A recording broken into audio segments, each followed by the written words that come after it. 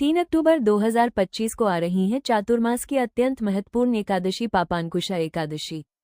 तो चलिए आज श्रवण करते हैं इस उत्तम और समस्त पापों का नाश करने वाली एकादशी की व्रत कथा का।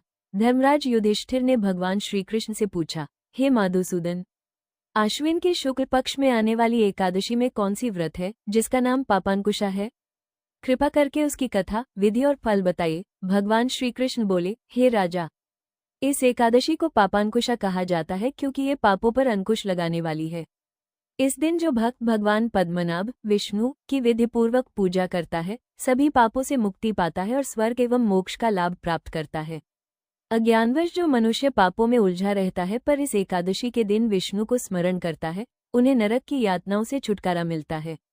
जो भक्त शार्ंग धनुषधारी भगवान विष्णु की शरण लेते हैं, जो विष्णु के नाम का कीर्तन करते हैं और जो इस व्रत को श्रद्धापूर्वक करते हैं, उन्हें यमराज की यातनाएं नहीं छू पाती। व्रत के फल बहुत महत्वपूर्ण है। यह व्यक्ति को सुंदर जीवन, धन संपदा, उत्तम स्वास्थ्य, सुंदर पत्नी आदि के साथ साथ आत्मा की शुद्धि और अंततः मोक्ष भी प्रदान करता है। प्राचीन समय में विंध्य पर्वत पर क्रोधन नामक एक बहेलिया रहता था। वो बड़ा क्रूर था। उसका सारा जीवन हिंसा, लूटपाट, मद्यपान और गलत संगति पाप कर्मों में बीता। जब उसका अंतिम समय आया तब यमराज के दूत बहेलिये को लेने आए और यमदूत ने बहेलिये से कहा कि कल तुम्हारे जीवन का अंतिम दिन है, हम तुम्हें कल लेने आएंगे। ये बात सुनकर बहेलिया बहुत भयभीत हो गया और महर्षि अंगिरा के आश्रम में पहुंचा और महर्षि अंगिरा के चरणों पर गिरकर प्रार्थना करने लगा, हे ऋषिव, मैंने जीवन भर पाप कर्म ही किए हैं। कृपा कर मुझे कोई ऐसा उपाय बताएं जिससे मेरे सारे पाप मिट जाएं और मोक्ष की प्राप्ति हो जाए। उसके निवेदन पर महर्षि अंगिरा ने उसे आश्विन शुक्ल की पापांकुशा एकादशी का विधि पूर्वक व्रत करके को कहा।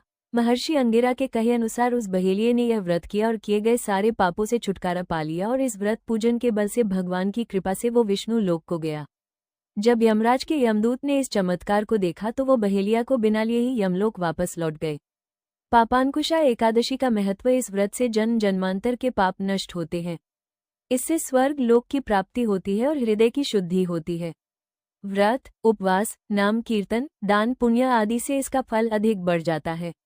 अश्वमेध यज्ञ और सूर्य यज्ञ जैसे अन्य बड़े यज्ञों के पुण्य फल से इस व्रत का पुण्य तुलनात्मक रूप से कहीं अधिक कहा गया है।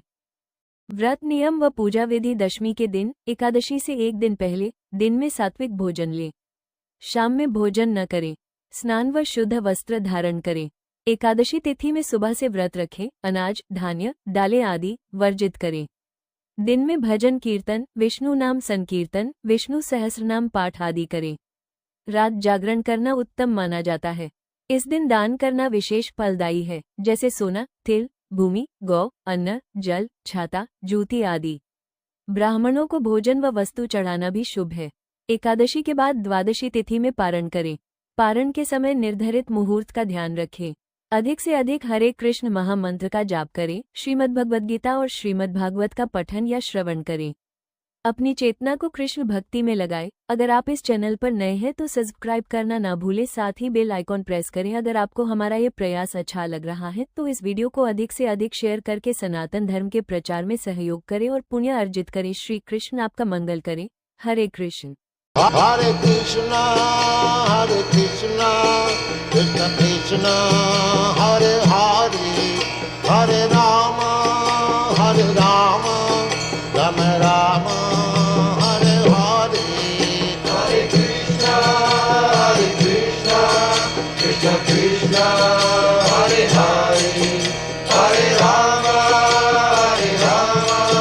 Rama Rama, Hare Hare. Hare Krishna, Krishna Krishna, Hare Hare, Hare Rama.